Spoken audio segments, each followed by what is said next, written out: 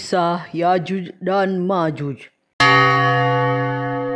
Kisah keluarnya Yajuj dan Majuj di akhir zaman merupakan satu dari 10 tanda kiamat besar yang pernah disabdakan Nabi besar Muhammad SAW.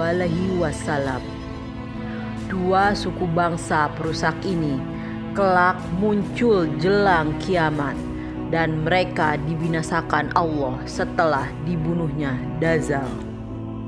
Yajuj dan Majuj adalah golongan manusia keturunan Yafit bin Nuh alaihi salam, nenek moyang bangsa Turk. Mereka tidak akan mati kecuali melahirkan keturunan 1000 orang atau lebih. Ada satu kisah menarik diceritakan dalam kitab Syarah Sulam At-Taufiq karya Imam Nawawi Al-Bantani. Dikisahkan Rasulullah SAW pernah berpapasan dengan kaum perusak ini. Mereka disebut dengan nama Yajuj dan Majuj karena saking banyaknya serta kuatnya mereka. Mereka memakan rumput, pohon, kayu bakar, dan manusia atau kanibal. Meski demikian, Yajuj dan Majuj tidak dapat memasuki 3 kota suci, yaitu Mekah, Madinah, dan Baitul Muqaddas. Suatu ketika Rasulullah SAW ditanya, "Apakah Yajuj dan Majuj menerima dakwahmu?" Maka Rasulullah menjawab, "Aku berpapasan dengan mereka di malam Lailatul Isra. Aku memanggil mereka, tetapi mereka tidak menjawab." Dalam suatu riwayat, Rasulullah SAW menyebutkan sekilas ciri-ciri fisik kaum Yajuj dan Majuj ini. Beliau bersabda, "Sesungguhnya kalian berkata tidak ada musuh, sementara kalian senantiasa memerangi musuh, hingga datang Yajuj dan Majuj, bermuka lebar, bermata sipit, berambut pirang. Mereka datang dari setiap arah. Wajah-wajah mereka seperti tameng yang dilapisi kulit." Diambil dari hadis riwayat Ahmad 271. Allah Subhanahu wa Ta'ala berfirman dalam surat Al-Anbiya ayat 97 yang artinya, "Dan apabila janji yang benar, hari berbangkit telah dekat, maka tiba-tiba mata orang-orang yang kafir terbelalak. Mereka berkata, alangkah celakanya kami. Kami benar-benar lengah tentang ini. Kami benar-benar orang yang zolim." Pada ayat ini ditegaskan bahwa waktu keluarnya Yajuj dan Majuj bersamaan saat kedatangan janji yang benar, yaitu hari kebangkitan dan hisab. Ketika tembok Yajuj dan Majuj dibuka, mereka turun dengan cepat dari seluruh tempat yang tinggi. Maka terbelalaklah mata kaum kafir karena terkejut, seraya berteriak dengan nada penyesalan, "Aduhai, celakalah kami. Kami benar-benar lalai tentang kedatangan hari kebangkitan, sehingga kami tidak mempersiapkan diri. Bahkan kami ini adalah orang-orang zolim karena telah diberi peringatan tetapi kami mendustakannya." Diriwayatkan dari Ummul Mukminin Zainab binti Jahsy, istri Rasulullah SAW. Beliau berkata, pada suatu hari Rasulullah SAW masuk ke dalam rumahnya dengan keadaan cemas sambil bersabda, "La ilaha illallah, celaka, binasa, bangsa Arab dari kejahatan malapetaka yang sudah hampir menimpa mereka. Pada hari ini telah terbuka bagian dinding Yajuj dan Majuj seperti ini, dan baginda Nabi menemukan ujung ibu jari dengan ujung jari yang sebelahnya jari telunjuk, yang dengan itu mengisyaratkan seperti bulatan.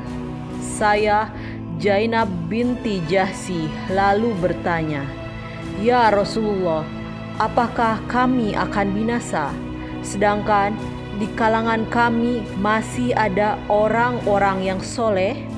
Lalu Nabi Muhammad SAW bersabda, "Iya, jikalau kejahatan sudah terlalu banyak." Hadis riwayat Al-Bukhari dan Muslim. Kaum Yajuj dan Majuj keluar setelah berhasil menghancurkan tembok besi yang dibangun Raja Dzulkarnain. Mengenai kapan waktu keluarnya, hanya Allah yang Maha Tahu. Dalam riwayat disebutkan, ketika berhasil menghancurkan tembok Dzulkarnain, mereka turun dari gunung-gunung dengan sangat cepat dan membuat kerusakan di muka bumi. Yajuj dan Majuj ini mendatangi Danau Tabriyah, Danau Tiberias di Palestina, dan mereka meminum danau itu sampai airnya habis karena banyaknya populasi mereka. Orang terakhir yang berhasil mencapai danau itu akan berkata, "Sungguh, dulu di sini masih ada airnya." Dalam hadis An-Nawas bin Sam'an radhiyallahu anhu, di dalamnya disebutkan bahwa Allah memberitahukan kepada Nabi Isa akan keluarnya Yajuj dan Majuj yang tidak ada seorang pun mampu memerangi mereka. Allah memerintahkan Nabi Isa untuk menjauhkan kaum mukminin ke Gunung Tur.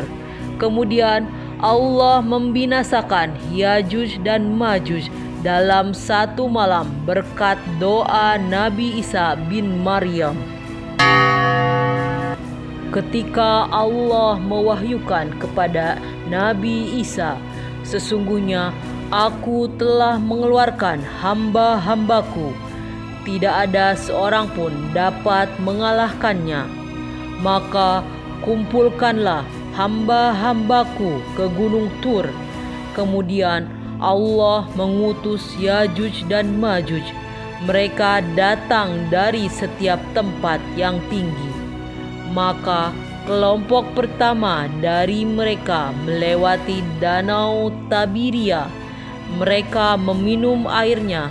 Lalu orang yang belakangan dari mereka berkata, "Di danau ini dulu pernah ada airnya." Nabiullah Isa dan para sahabatnya dikepung, sehingga pada hari itu kepala seekor sapi lebih berharga daripada 100 dinar milik salah seorang dari kalian. Kemudian Nabi Isa dan para sahabatnya berdoa kepada Allah. Lalu Allah mengutus ulat-ulat pada leher-leher mereka, pada Yajuj dan Majuj. Akhirnya mereka semua mati bagaikan satu jiwa yang mati. Kemudian Nabi Isa dan para sahabatnya turun dari gunung ke bumi, dan ternyata mereka tidak mendapati satu jengkal pun di bumi kecuali penuh dengan bau busuk dan bangkai mereka. Selanjutnya Nabi Isa dengan para sahabatnya berdoa kepada Allah Subhanahu wa Ta'ala. Maka Allah mengutus sekelompok burung yang lehernya bagai leher unta. Lalu burung tersebut mengambil dan melemparkan bangkai-bangkai itu kemana saja sesuai dengan kehendak Allah. Hadis riwayat Muslim. Kisah lain diriwayatkan dari Abdullah bin Mas'ud radhiyallahu anhu. Dia berkata, ketika malam diisrokannya Rasulullah, beliau berjumpa dengan Nabi Ibrahim, Nabi Musa, dan Nabi Isa alaihissalam. Lalu mereka membicarakan tentang kiamat hingga beliau bersabda. Maka mereka mengembalikan pembicaraan kepada Isa. Lalu beliau Isa menyebutkan terbunuhnya Dajjal. Kemudian berkata, selanjutnya manusia kembali ke negeri-negeri mereka, lalu dihadang oleh Yajuj dan Majuj yang berdatangan dengan cepat dari setiap tempat yang tinggi. Mereka tidak akan melewati air kecuali meminumnya, tidak juga melewati sesuatu kecuali menghancurkannya. Kemudian mereka, para sahabat Isa, meminta pertolongan kepadaku. Lalu aku berdoa kepada Allah, maka Allah membinasakan mereka. Selanjutnya bumi menjadi bau karena bangkai mereka. Kemudian mereka, para sahabat Isa, memohon kepadaku. Lalu aku berdoa kepada Allah. Akhirnya Allah mengirimkan hujan dari langit yang membawa dan melemparkan jasad-jasad mereka ke lautan. Hadis riwayat Al-Hakim.